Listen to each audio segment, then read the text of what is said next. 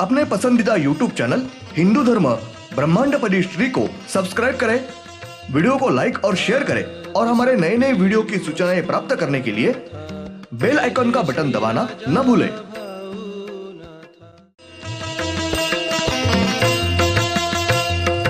आरती सप्रेम मस्को बाना था, जय जय श्री राजा भाऊनाथा। ॐ भूर्भुर्गव आदिशक्ति ब्रह्माण्डच्च दिव्यशक्ति प्राप्त्यर्थच्च परमेश्वराय नमेन गायत्रीयं कालभैरव दिव्यशक्ति नमो शिवाय।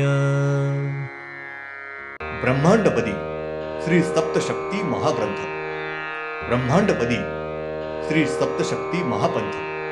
सत्य हाच धर्म, जसा खवळलेला समुद्र, जसा पूर्ण आकाश, जसा सूर्य, तसा मी। शिवोहम। पिछले यानी भाग 164 में हमने देखा, आते वक्त उस बालक के शरीर में यह शक्ति जीव डालती है और वो बालक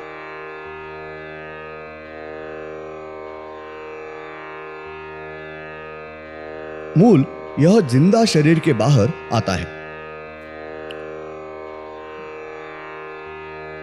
हर एक महीने में एक एक आत्मा उस जगह श्री शातिर कौवा यह लेकर आते हैं और दूसरी शक्ति वो आत्मा उस गर्भ में डालते हैं। अब देखेंगे भाग 165। इस तरह से 9 महीनों में श्री शातिर कौवा ये 9 आत्मा उस जगह लाकर रखते हैं और दूसरी शक्ति वो आत्मा बालक के शरीर में गर्भ में डालते हैं और उस गर्भ की 9 महीने में पूर्ण शरीर की बढ़त होने के बाद वो बालक उस स्त्री के शरीर से बाहर आते वक्त श्री शातिर कौवा ये वहां जीव लेकर आते हैं और दूसरी शक्ति उस बालक के शरीर में वो प्राण डालते हैं और वो बालक जिंदा उस स्त्री के पेट में से सुचारू रूप से बाहर आता है। श्री शातिर कौवा ये पहले उस स्त्री के गर्भ में हर महीने में एक एक आत्मा लाकर डालते हैं और आखिर जन्म के समय जीव डालते हैं और वो बालक जिंदा होकर जन्म लेता है और उस बालक के मृत्यु के समय यानी हर एक प्राणी के, मानव के मृत्यु के समय पहले उस मानव का बालक का जीव लेकर जाते हैं और बाद में आत्मा लेकर जाते हैं। जन्म होते समय पहले आत्मा और बाद में जीव और मृत्यु के समय पहले जीव और बाद में आत्मा और प्राण ये स्त्री पाताल यहां लेकर पहुंचाते हैं और जन्म होते समय आत्मा और प्राण ये श्री शातिर कौवा यही पाताल यहां से आत्मा और प्राण लेकर आते हैं। श्री शातिर कौवा इनको उसके अलावा दूसरा अलग कार्य नहीं दिया है और उनको सब जन 6 नंबर काल पंची शक्ति राक्षस इस नाम से पहचानते हैं। ब्रह्मांड में हर एक कौन सा भी प्राणी, पंछी या मानव इनका जन्म होता है तब उनके शरीर का जीव यानी प्राण ये पहले का यानी पुराना ही होता है, लेकिन उसका नया जन्म होता है उस वक्त उसके शरीर के सभी आत्मा ये पूरी तरह से नए ही होते हैं, यानी उनका प्राण ये पुराना ही होता है, लेकिन सर्व 9 ही आत्मा ये पूरी तरह से नए निर्माण होते हैं। उन आत्माओं ने नया जन्म लिया हुआ होता है। श्री परमेश्वर यानी श्री दिव्यात्म शक्ति इन्होंने उस मानव के शरीर में आत्मा डालने के लिए हर महीने में एक नया आत्मा निर्माण करके दिया है। जन्म आने वाले नए बालक का शरीर ये नया होता है। जीव ये पुराना ही होता है और सर्व नव ही आत्मा ही संपूर्णता से नए निर्माण हुए होते हैं। शरीर नया, जीव पुराना और सभी आत्माएं नए।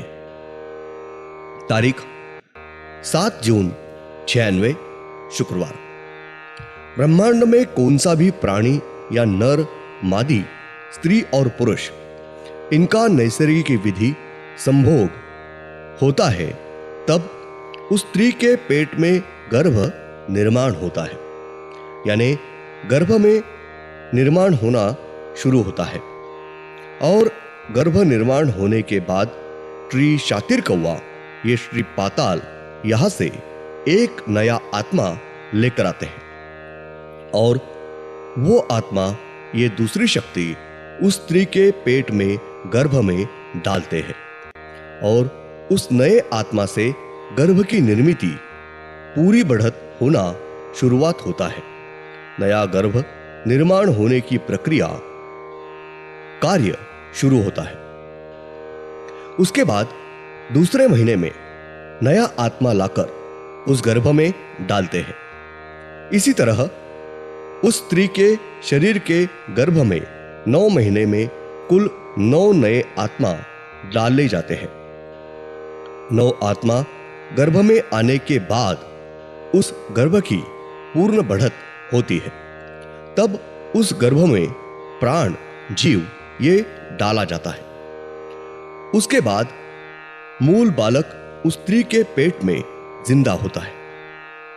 उसके बाद उस बालक की स्त्री के पेट में ही हलचल शुरू होती है।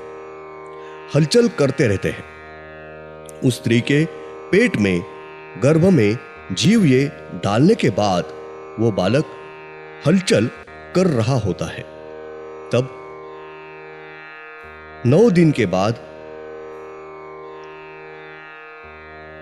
वो स्त्री प्रसव होकर वो स्त्री अपने बालक को, लड़के को जन्म देती है।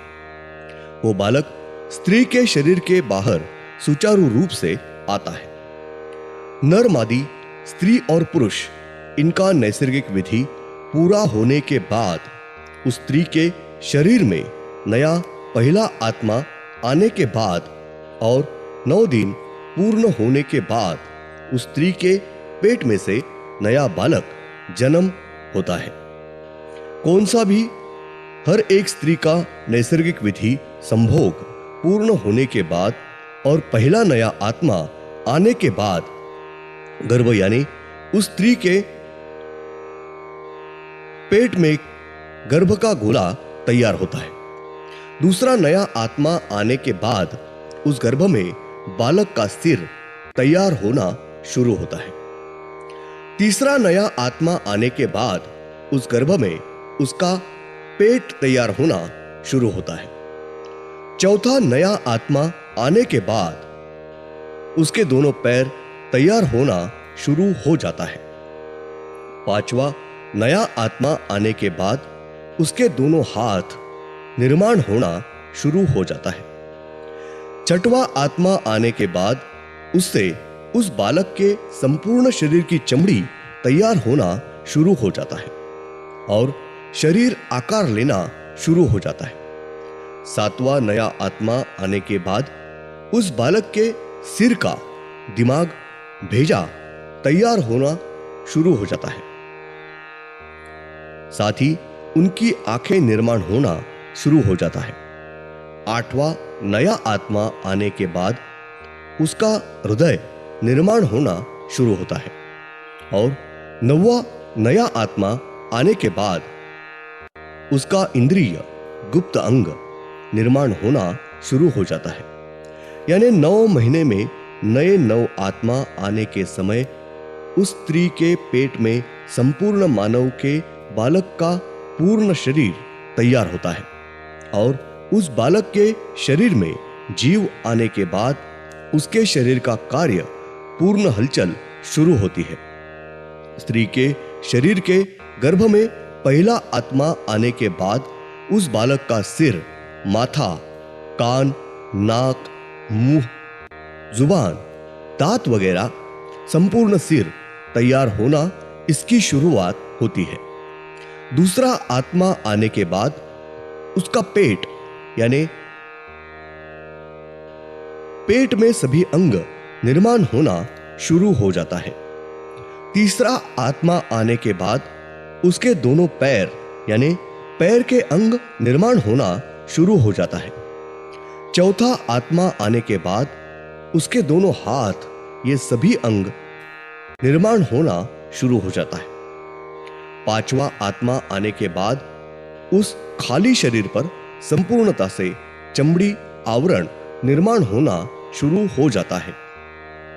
छठवा आत्मा आने के बाद सिर में दिमाग, भेजा, सभी अवयव निर्माण होना शुरू हो जाता है। धन्यवाद। अगले यानी भाग 166 में हम देखेंगे सातवां आत्मा आने के बाद उस बालक की दोनों आंखें, उसके सारे अंग निर्माण होना शुरू हो जाता है। आठवां आत्मा आने के बाद हृदय के सर्व अंग निर्माण होना और कार्य करने के लिए हृदय सिद्ध हो जाता है।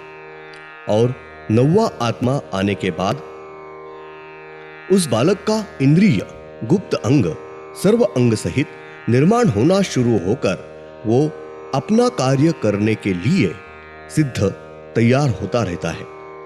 उसके साथ 9 महीने में 9 आत्मा आकर उस बालक का चेहरा, शरीर रचना पूर्ण होकर सर्व कार्य के लिए सिद्ध होते हैं।